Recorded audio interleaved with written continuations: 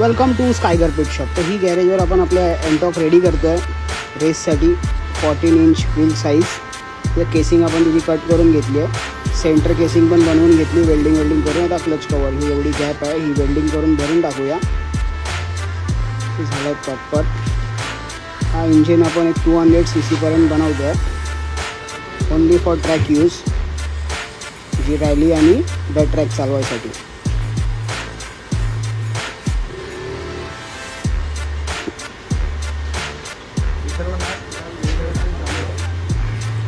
या crank casing वेसिंगचा पण whole मोठा करून घेतला आहे बोर करून।